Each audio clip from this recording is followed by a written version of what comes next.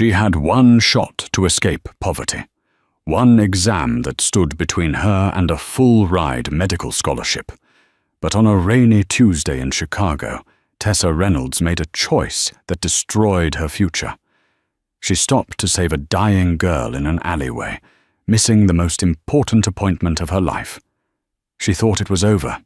She thought she would die a waitress. But she was wrong. The girl she saved wasn't just anyone.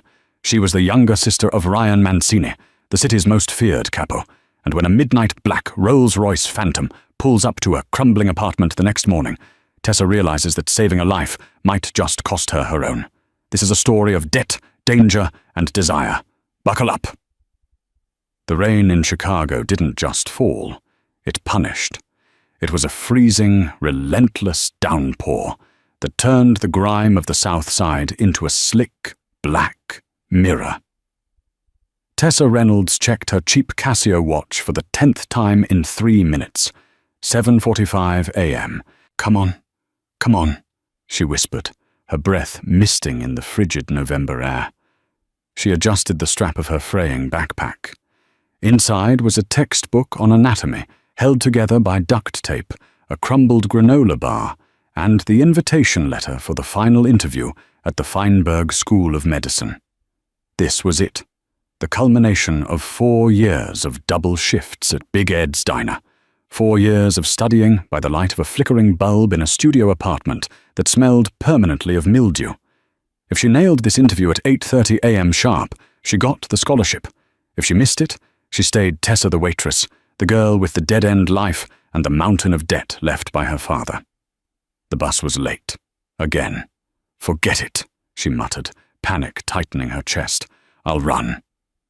It was 12 blocks to the CTA station.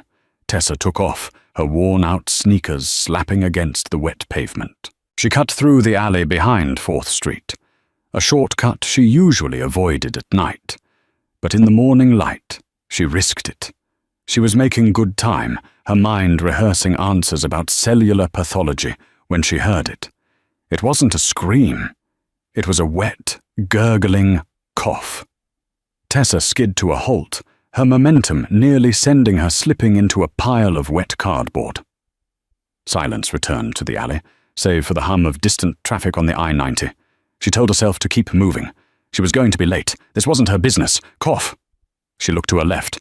Behind a rusted dumpster, overflowing with trash bags, a pristine white sneaker stuck out. It was a designer sneaker. Balenciaga.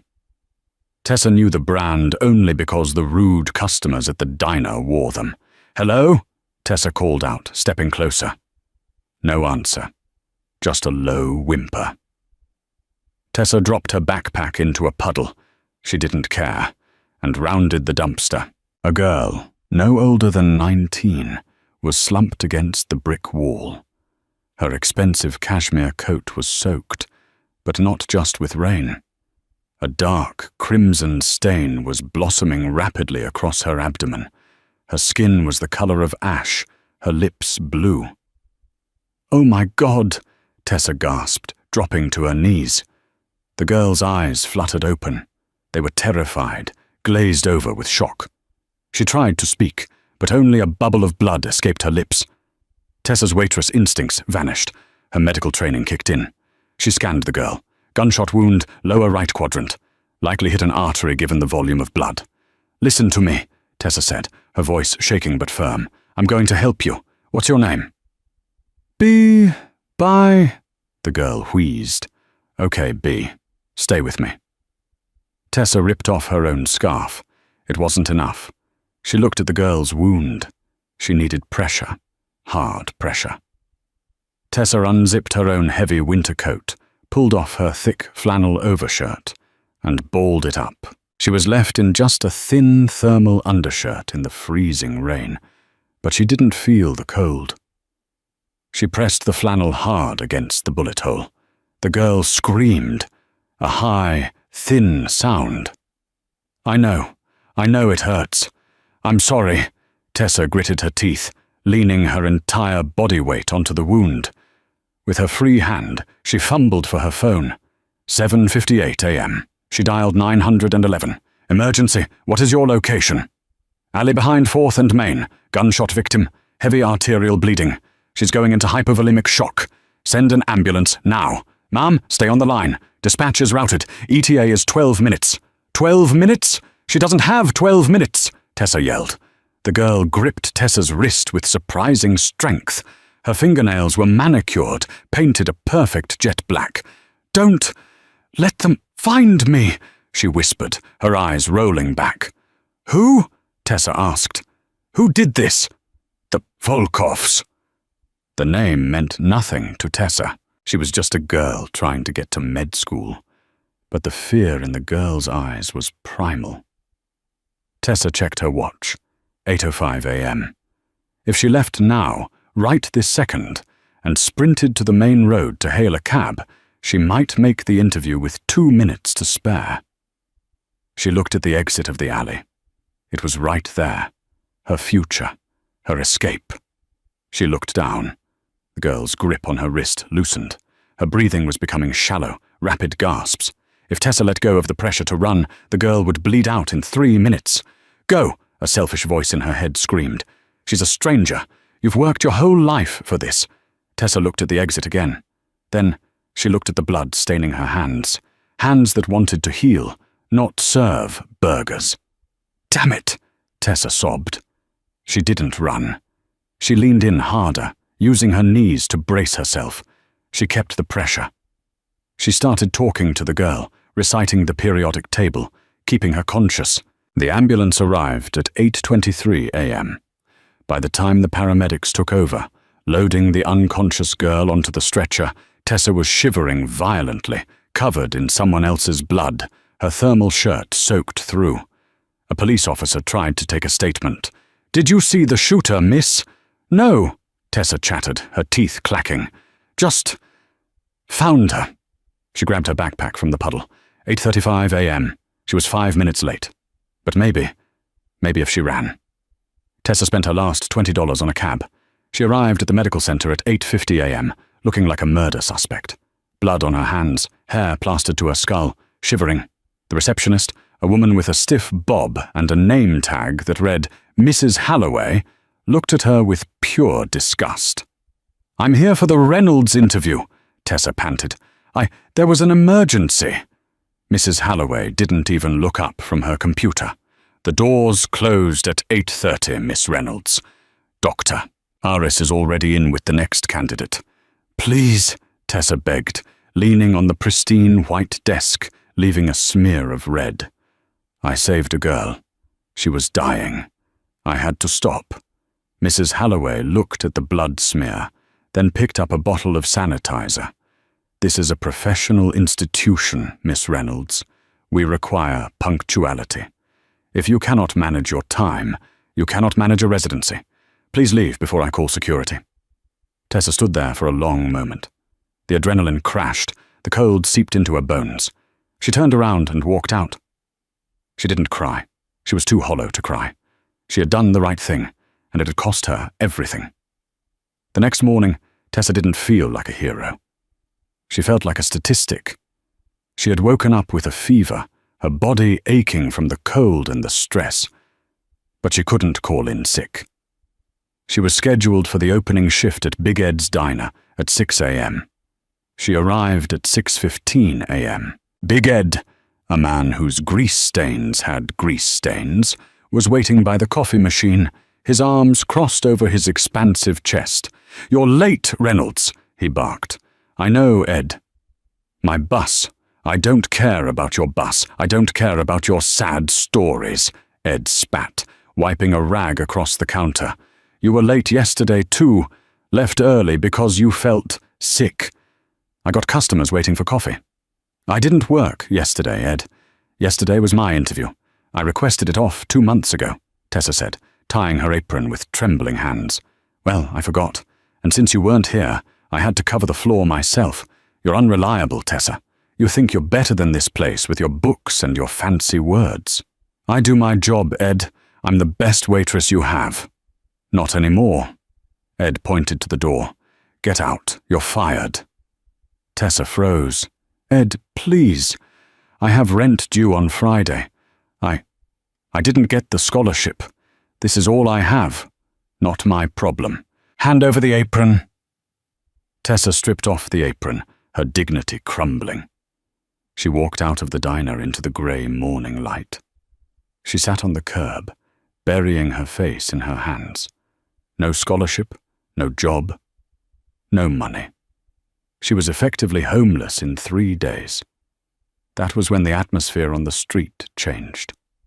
Usually this block of Chicago smelled of exhaust and frying oil. It was noisy with honking taxis and yelling pedestrians. But suddenly a hush fell over the street. A low, powerful hum vibrated through the pavement Tessa was sitting on.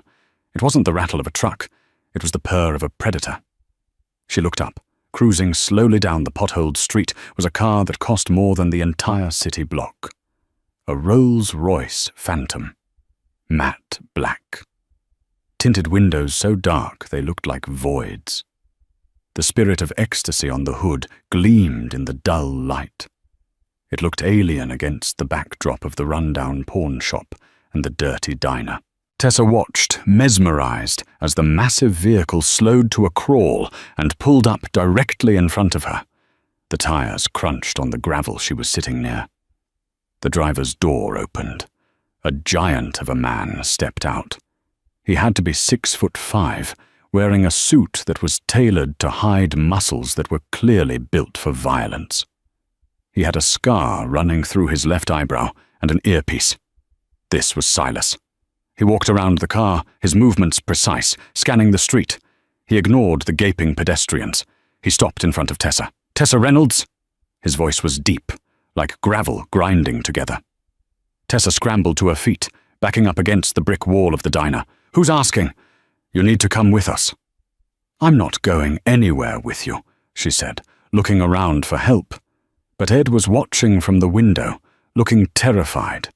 The people on the street were averting their eyes. They knew what this car meant. They knew who these people were. "It wasn't a request," Silas said calmly. He reached for the rear passenger door and opened it. Tessa looked into the back of the car. Sitting there, bathed in the soft glow of the car's interior mood lighting, was a man. He was terrifyingly handsome. Sharp jawline, dark Italian skin, and hair the color of midnight. He wore a charcoal 3-piece suit that looked Italian silk.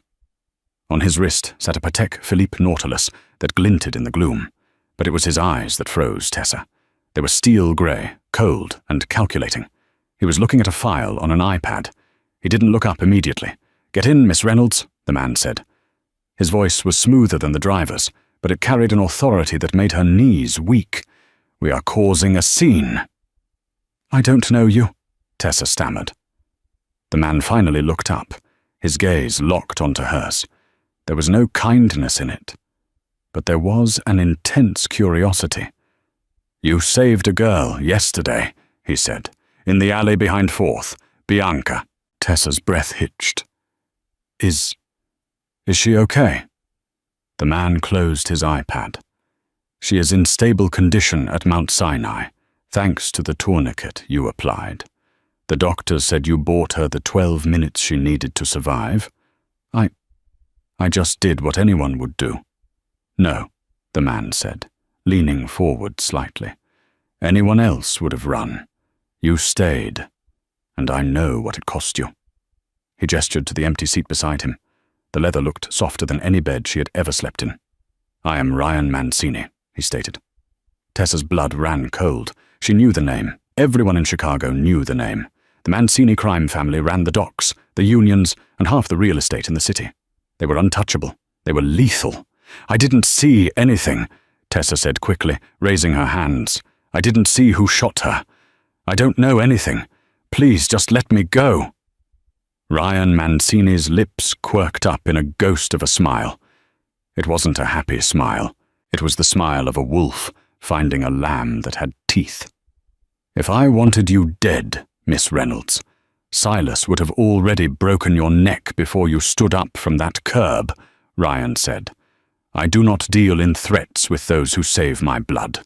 I deal in debts, and I owe you a significant one." He patted the seat again. "Get in. We have business to discuss.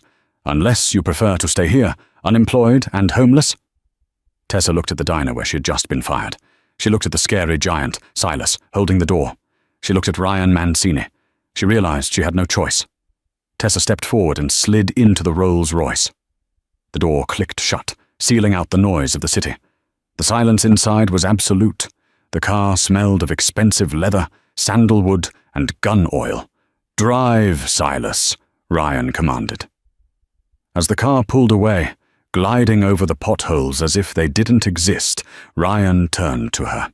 He looked at her cheap, worn clothes, her messy hair, her terrified eyes.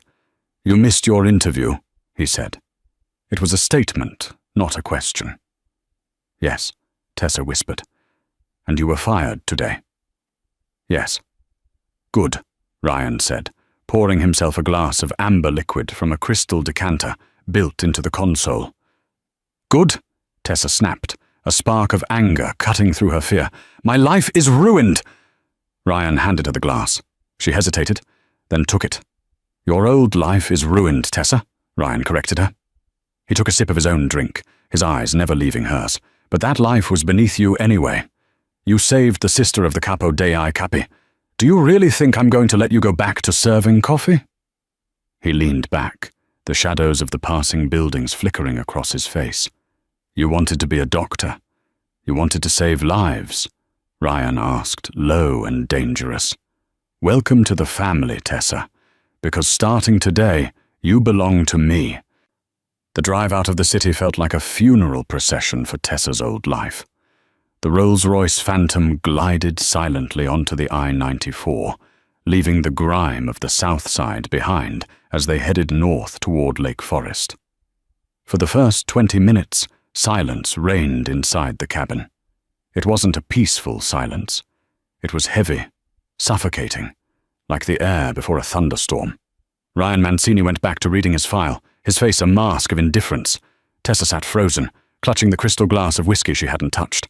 Her mind was racing, replaying the last 24 hours. Waitress, hero, reject, prisoner. She took the opportunity to study him. Up close, Ryan was even more intimidating. There was a jagged, faint white scar running along his jawline, disappearing into his collar, a flaw in an otherwise perfect sculpture. He smelled of rain and something darker, like burnt wood. "Staring is rude, Miss Reynolds," Ryan said, not looking up from his iPad. Tessa jumped, liquid sloshing in her glass. I'm just trying to understand where you are taking me." "To the only place in Illinois where the Volkovs cannot reach," he replied, sliding a finger across the screen. "You are a witness, Tessa. The Volkovs know someone saved Bianca. They know someone saw them. By now, they likely have a sketch of your face. If I drop you off at your apartment, you will be dead by sundown." Tessa felt the blood drain from her face. "So I'm in protective custody?" Ryan finally turned to her, closing the iPad cover with a soft snap. His grey eyes bored into hers. "You are in my custody. There is a difference. The police protect you because it is the law. I protect you because you are an asset." The car slowed as they turned off the main road onto a winding, private drive lined with ancient oak trees. They approached a gate that looked more like the entrance to a medieval fortress than a home. 20 feet of black iron, spiked at the top, flanked by stone guard towers. Men with assault rifles slung across their chests patrolled the perimeter. They didn't look like security guards. They looked like soldiers. As the Rolls-Royce approached, the heavy gates groaned open. "Welcome to Blackwood Estate," Ryan murmured. The house was a sprawling mansion of grey stone, ivy crawling up its sides like veins. It was beautiful, cold, and imposing. As the car came to a halt in the circular driveway, Silas opened the door. "Leave your bag," Ryan commanded as he stepped out. "It smells of grease." "It has my textbooks," Tessa protested, clutching the worn backpack. "It's all I have." Ryan paused. He looked at the duct-taped spine of her anatomy book. For a second, something flickered in his eyes. Respect? Pity? It was gone too fast to tell. "Bring it, then," he said dismissively. "Silas, Take her to the East Wing guest suite. Have the staff burn her clothes and provide her with something appropriate. Dinner is at 8. Do not be late." "Wait."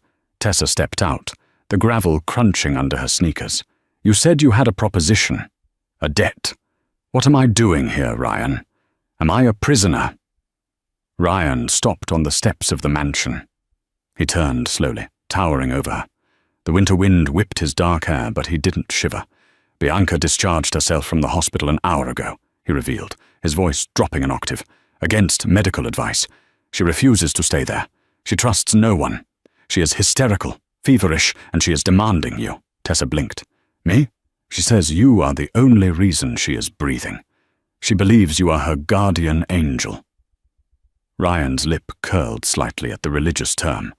"I need a private doctor. Someone to watch her 24/7. Someone who isn't on the payroll of my enemies. Someone who needs to disappear." He took a step down, closing the distance between them until Tessa could feel the heat radiating from his suit. "You want to be a doctor, Tessa? Here is your residency. You keep my sister alive. You change her dressings. You monitor her vitals. In exchange, you live here. You eat my food. You are under my protection. And when she is fully recovered," he paused, his gaze dropping to her lips, then back to her eyes. "When she recovers, I will write a check to the Feinberg School of Medicine. I will buy you a seat in their program. No interview needed." Tessa's heart hammered against her ribs. It was a deal with the devil. It was insane. It was the only chance she had left. "And if I refuse?" she whispered. Ryan turned his back to her, walking toward the massive oak double doors. "Then you can walk back down that driveway," he called over his shoulder, "and I wish you the best of luck with the Volkoffs." The room Silas led her to was larger than Tessa's entire apartment. It had floor-to-ceiling windows overlooking a stormy Lake Michigan, a 4-poster bed draped in Egyptian cotton, and a bathroom filled with marble and gold. On the bed lay a sleek, navy blue silk dress and a pair of soft slippers. Tessa showered, scrubbing the scent of the diner and the city off her skin. She watched the dirty water swirl down the drain, feeling like she was washing away the old Tessa. When she put on the silk dress, it fit perfectly. Too perfectly. Had he guessed her size? A knock came at the door. "Miss Reynolds?" It was a maid, an older woman with kind eyes. "Mr. Mancini requests your presence in Miss Bianca's room immediately." Tessa followed the maid through the labyrinthine corridors. The house was quiet, the thick carpet swallowing their footsteps. But the tension was palpable. Every shadow seemed to hide a guard. They arrived at a set of double doors guarded by 2 more men. They nodded to the maid and opened the doors. The room smelled of antiseptic and fresh lilies. It had been converted into a high-end hospital suite. Monitors beeped rhythmically. An IV stand stood next to a massive canopy bed. Bianca Mancini looked small in the center of the pillows. Her skin was pale, her dark hair fanned out like a halo. Beside her stood a short, balding man with wire-rimmed glasses. Dr. Russo, the family's longtime physician.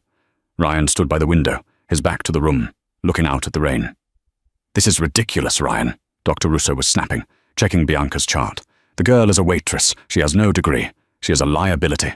She saved my life," Bianca rasped from the bed. Her voice was weak, but her eyes, dark like her brother's, were fierce. Ryan turned as Tessa entered. His eyes swept over her in the blue silk dress, lingering for a fraction of a second before hardening.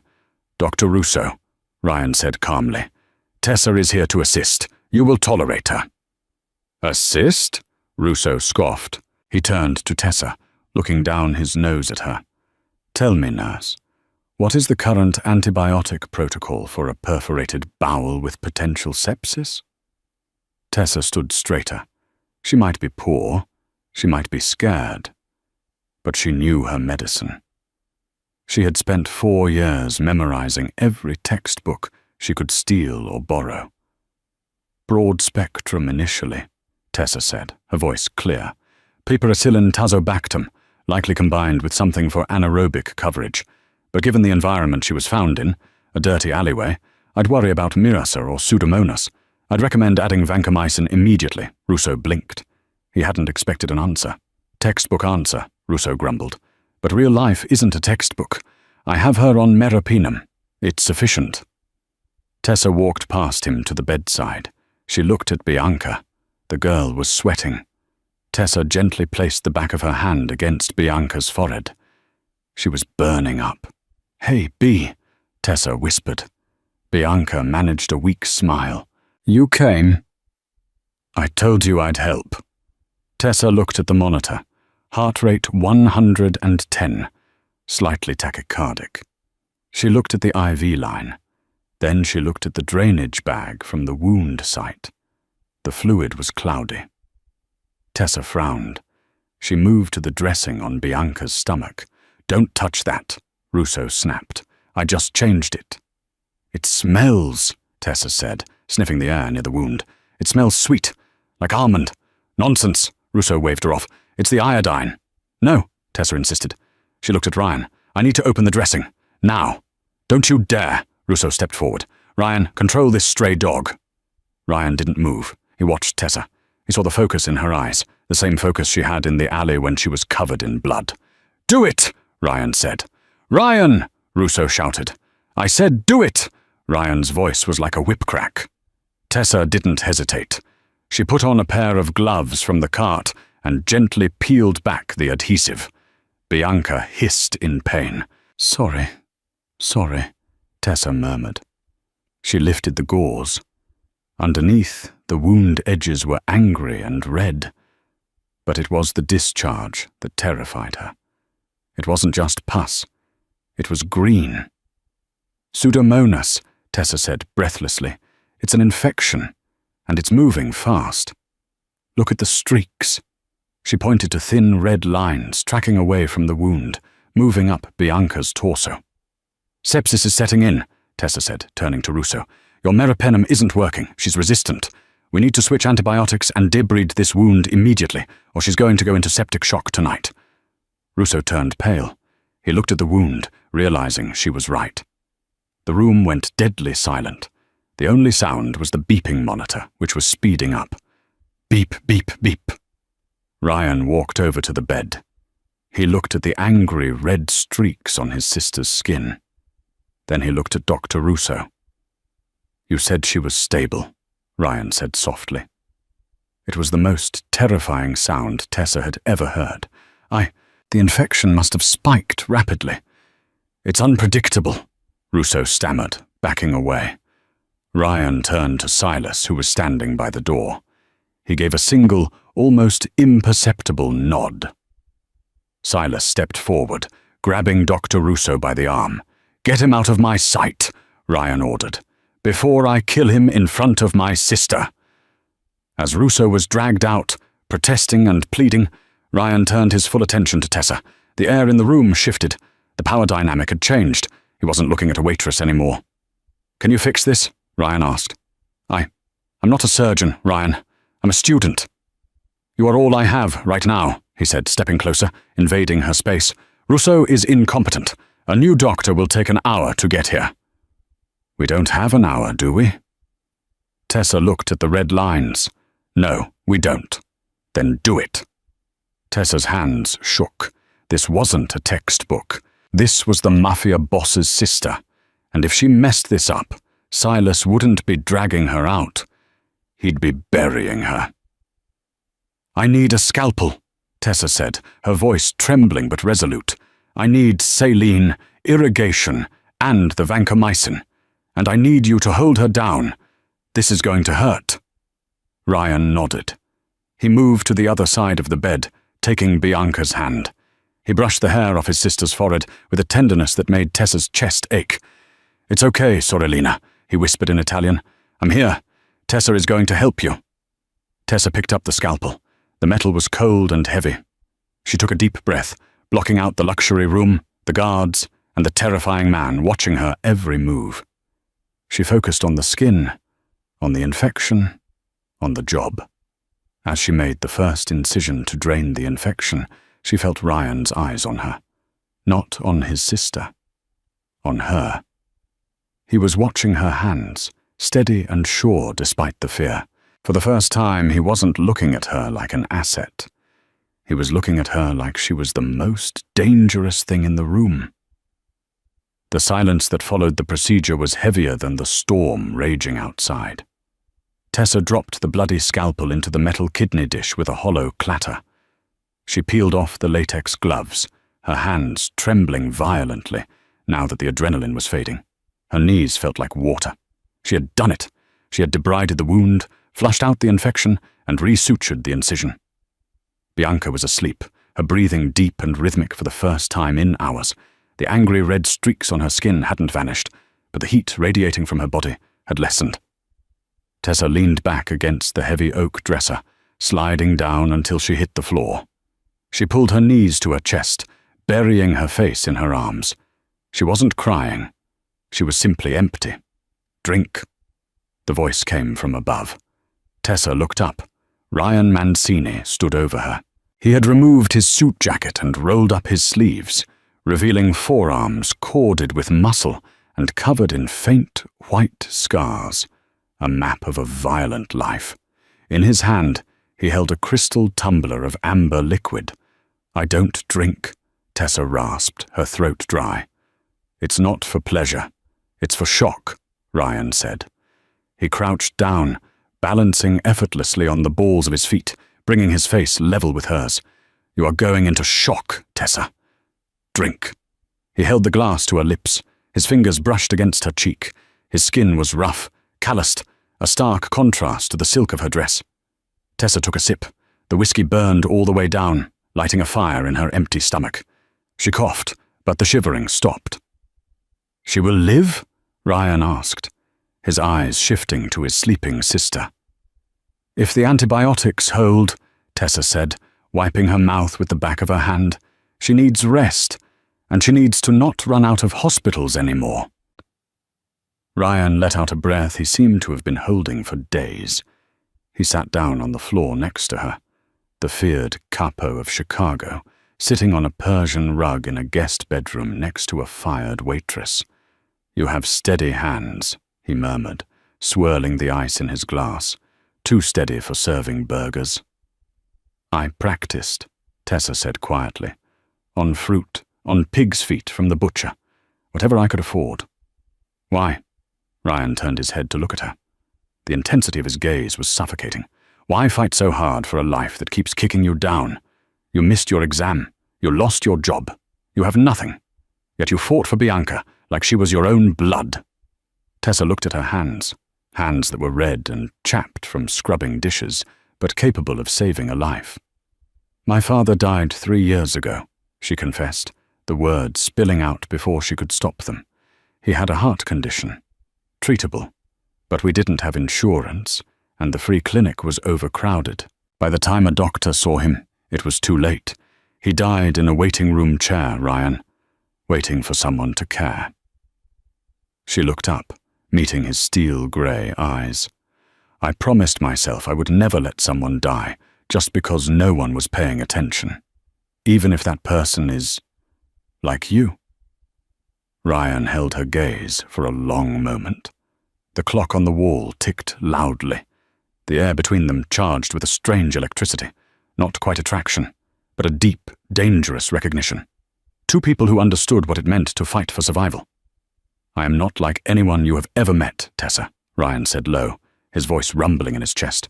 "But you are right. You are not a waitress. Not anymore." He stood up abruptly, the moment of vulnerability snapping shut like a steel trap. He offered her a hand. Tessa hesitated, then placed her hand in his. His grip was firm, pulling her up with effortless strength. For a second, they were standing too close. She could smell the whiskey on his breath, see the gold flecks in his grey eyes. "Go to sleep," he commanded softly. "Silas is posted outside your door. No one enters this wing without my permission. You are safe." "Am I?" Tessa challenged, emboldened by the whiskey. "Or am I just being saved for later?" Ryan's eyes darkened. He leaned in, his lips brushing her ear. "If I wanted to hurt you, Tessa, I wouldn't have let you touch my sister with a knife. You are under my protection now, and the Mancinis protect their own." He turned and walked out of the room, leaving Tessa standing alone in the dim light, her heart racing faster than it ever had during the surgery. A week passed. Life at the Blackwood estate was a surreal blur of luxury and terror. Tessa fell into a routine. Every morning, she checked Bianca's vitals, changed her dressings, and administered her medication. Bianca was recovering remarkably fast. She was young and stubborn, a dangerous combination. By the afternoon, Tessa was left to wander the allowed zones of the mansion. It was a gilded cage. The food was prepared by a Michelin-star chef. The sheets were silk. The library, where Tessa spent most of her time, was 2 stories high, filled with first editions and medical journals she could never have afforded. But every door had a guard. Every window was bulletproof. And every time she asked to go into the city, Silas would simply cross his massive arms and say, "Mr. Mancini says no." She hadn't seen Ryan since the night of the surgery. He was a ghost in his own house, leaving before dawn and returning after she was asleep.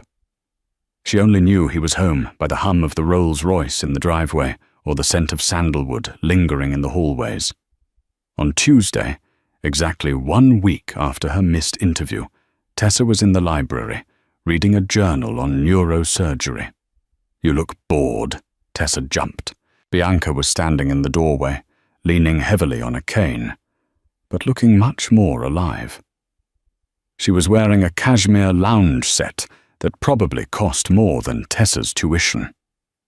"You shouldn't be walking that far," Tessa scolded, instinctively moving to help her. "I'm fine.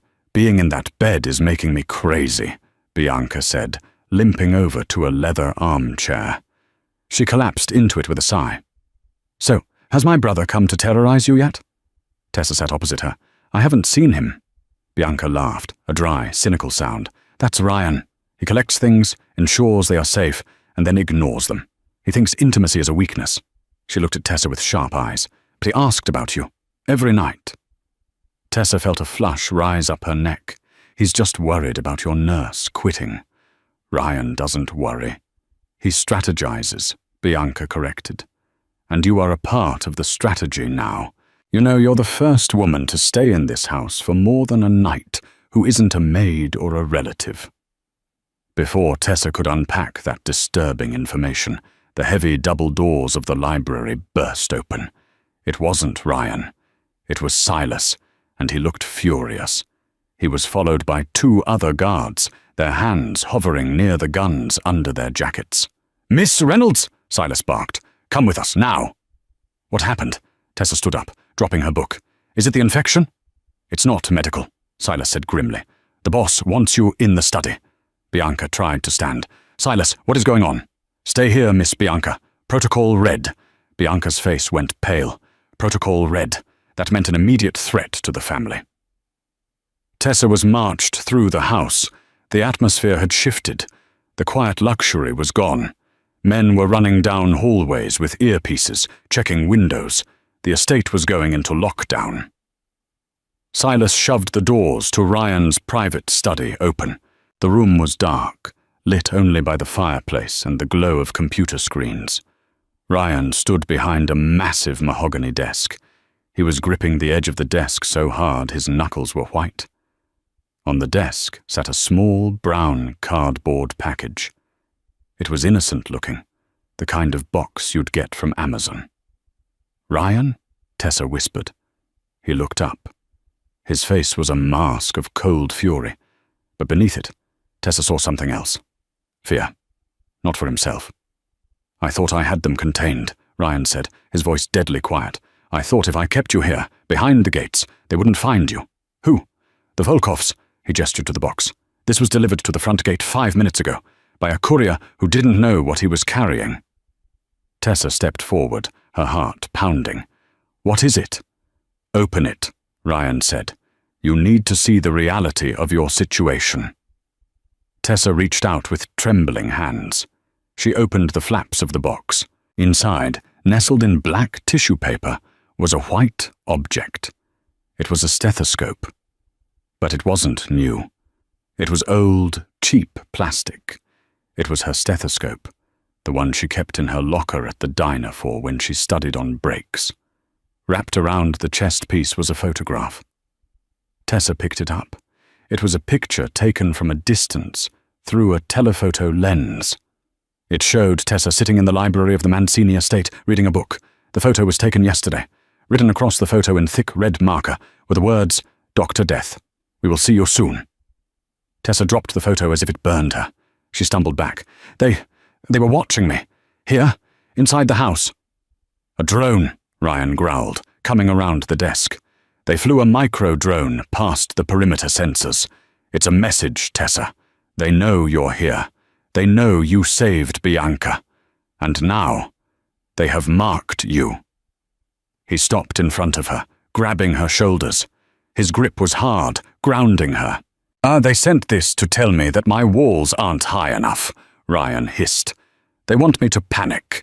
They want me to throw you out, so they can pick you off in the street." I have to leave," Tessa stammered, tears stinging her eyes. "If I stay, they'll come for you. They'll come for Bianca again." "No," Ryan shouted, shaking her slightly. "If you leave, you are dead within the hour. Do you not understand? You are not a waitress anymore, Tessa. You are a witness against the most violent bratva in the Midwest." He pulled her closer, until her chest bumped against his. He was angry, terrifying, and overwhelmingly protective. "You are mine now," Ryan swore, his voice dropping to a feral growl, "and I do not let anyone touch what is mine." "So what do we do?" Tessa cried. "We can't hide forever." Ryan's expression shifted. The panic vanished, replaced by a cold, calculating resolve. The wolf was back. "No, we don't hide," Ryan said, his thumb brushing a tear from her cheek. "If they want to see you, Tessa, we will let them see you." He walked over to a safe in the wall, spun the dial, and pulled out a black velvet box. He turned back to her. "Tomorrow night is the governor's winter gala. The Volkovs will be there. The police will be there. The press will be there." He opened the velvet box. Inside was a necklace of diamonds, so large they looked like ice shards. "We are going," Ryan stated, "not as a witness and a protector, but as Ryan Mancini and his fiancée." Tessa's jaw dropped. What? "The Volkovs won't touch you in front of the cameras if you are the future Mrs. Mancini," Ryan said, his eyes gleaming. "We are going to walk right into the lion's den, Tessa. And you are going to smile." The dress was red. Not a bright, cheerful cherry red, but a deep, blood-crimson silk that shimmered like liquid under the chandelier lights of the master suite. It was backless, daring, and cost more than Tessa's childhood home. Tessa stood before the floor-to-length mirror, barely recognizing the woman staring back. Her hair, usually tied back in a messy bun for waiting tables, cascaded in expertly styled waves over her shoulders. Around her neck sat the heavy diamond collar Ryan had taken from the safe, the Mancini ice. "Breathe," she whispered to her reflection. "It's just a role. You're just acting." The door opened behind her. Ryan entered, and for a moment the air left the room. He was wearing a black tuxedo, tailored to perfection, the crisp white shirt contrasting with his tanned skin. He stopped mid-step when he saw her. His eyes, usually cold and calculating, darkened. He walked toward her slowly, like a predator stalking prey, stopping just inches away. "You look—" He paused, searching for the word, his voice rough. "Lethal." "I feel like an imposter," Tessa admitted, her hands trembling slightly as she smoothed the silk. "Ryan, I'm a waitress. I serve coffee. I don't belong at a governor's gala." Ryan reached out, his warm hands gripping her bare arms. The contact sent a jolt of electricity through her that had nothing to do with fear. "You are not a waitress tonight," he said firmly. "Tonight, you are the woman who brought the Mancini family to its knees. You saved Bianca. That makes you royalty in my world. Lift your chin." She obeyed. "The Volkoffs will be watching," he continued, his thumb tracing the line of her jaw. "If you look scared, they will attack. If you look like you own the room, they will hesitate. Can you do that?" Tessa thought of the girl dying in the alley. She thought of the surgery she performed with a gun to her head. She thought of the father she couldn't save. "Yes," she whispered. "Good." Ryan offered his arm. "Then let's go start a war." Underscore, underscore, underscore, underscore, underscore, underscore, underscore, underscore, underscore, underscore, underscore, underscore, underscore, underscore, underscore, underscore. The grand ballroom of the Palmer House Hilton was a sea of old money, corrupt politicians, and dangerous men in expensive suits. When the doors opened for Ryan Mancini, the room went silent. Tessa felt the weight of 100 stares. She gripped Ryan's arm tighter. He covered her hand with his, a silent anchor in the storm. They walked down the grand staircase, the cameras flashing blindly. "Smile," Ryan murmured without moving his lips. "You are the happiest woman in Chicago." Tessa forced a smile. It was brittle at first, but as they moved through the crowd, Ryan's presence acted as a shield. He introduced her to judges and senators with a possessive pride that felt terrifyingly real. "This is Tessa," he would say. "My fiancée." Then the crowd parted. Standing near the champagne fountain was a man with pale skin, ice-blue eyes, and a smile that didn't reach them. Viktor Volkov, the man whose family had shot Bianca, the man who had sent the drone. He walked towards them, flanked by 2 bodyguards. The tension in the room spiked. The music seemed to fade away. "Ryan," Viktor said, his voice smooth and accented. "I didn't know you were bringing guests." His eyes slid to Tessa. It was a violation. He looked at her like she was a piece of meat he intended to butcher.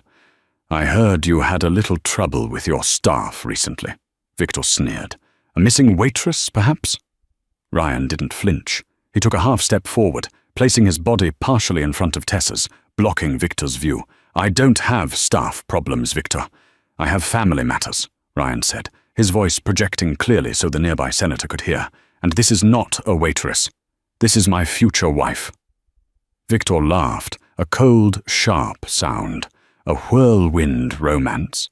How convenient. Does she know about the mortality rate of Mancini women? Tessa felt the fear rising, choking her. This was the moment. He was threatening her right in the open. She remembered Ryan's words. Lethal. Tessa stepped out from behind Ryan. She looked Viktor Volkov dead in the eye. "I'm a doctor, Mr. Volkov," she lied, or perhaps manifested. Her voice was steady, projecting the authority she used in the trauma bay. "I know all about mortality rates. I also know that some people are harder to kill than others, like Bianca, or me." Silence rippled through the circle. She had just openly challenged the head of the Russian mob.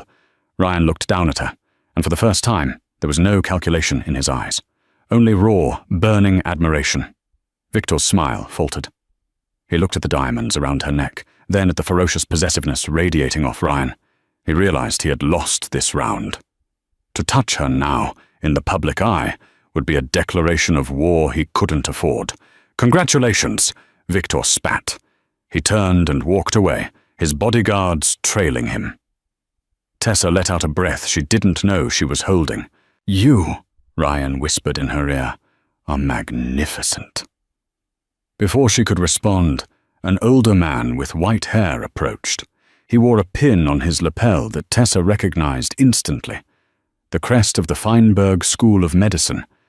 It was Dean Archer, the man who would have reviewed her application if she hadn't missed the interview. "Mr. Mancini," Dean Archer said, shaking Ryan's hand, "and this must be the young woman you've been telling me about." Tessa froze. "Dean Archer. Tessa Reynolds." The Dean smiled warmly. "Ryan has been quite persuasive. He made a very generous donation to the new surgical wing this morning, on the condition that we review a certain missed interview." Tessa looked up at Ryan, shocked. "He showed me your transcripts," the dean continued, and he told me about the emergency field procedure you performed last week. Impressive doesn't cover it, Miss Reynolds. We need instincts like that. You mean, Tessa stammered, your acceptance letter is in the mail. See you in the fall semester. The dean nodded and moved on to the buffet. Tessa stood there, the sounds of the gala fading into a buzz. She looked at Ryan. He wasn't looking at the crowd anymore. He was looking at her. You bought me a medical school wing? She asked, tears pricking her eyes. I bought you a future, Ryan corrected. You saved my sister. A scholarship is the least I could do. But the engagement, Tessa whispered. It's fake. What happens when the Volkovs stop watching? What happens when I go to school? Ryan stepped closer, disregarding the hundreds of people watching. He wrapped an arm around her waist, pulling her flush against him. The heat of his body burned through the silk dress. The Volkovs will never stop watching, Tessa. And I don't start things I don't intend to finish. He leaned down, his lips hovering inches from hers. The engagement was a strategy, he murmured, his voice low and dangerous. But this? The way you stood up to Victor? The way you look at me? That isn't a strategy. What is it? She breathed. It's a life sentence, Ryan growled softly. You wanted to save a life, Tessa? You saved mine. I was dead before you got in that car. Now, I'm yours. He didn't wait for an answer. He kissed her. It wasn't a show for the cameras. It was acclaiming, fierce, passionate, and terrifyingly real. And as the flashbulbs erupted around them like fireworks, Tessa Reynolds, the waitress who missed her bus, closed her eyes and kissed the Mafia king back. She had lost her interview. She had lost her job. But as the Rolls-Royce waited outside to take them home, she realized she had won the only thing that mattered. She had survived the rain. Now, she would rule the storm. Tessa's journey proves that sometimes the worst moment of your life is actually the beginning of your destiny. She thought missing that exam was the end of her world, but it was the doorway to a life she never could have imagined. It's a story about the cost of kindness. In a world of cruelty, Tessa stopped to help a stranger, and the universe paid her back, not with luck, but with a challenge that transformed her from a victim into a queen. It reminds us that we are not defined by the opportunities we miss, but by the character we show when everything falls apart. Wow, what a ride! From a rainy alleyway to the arm of a Mafia boss.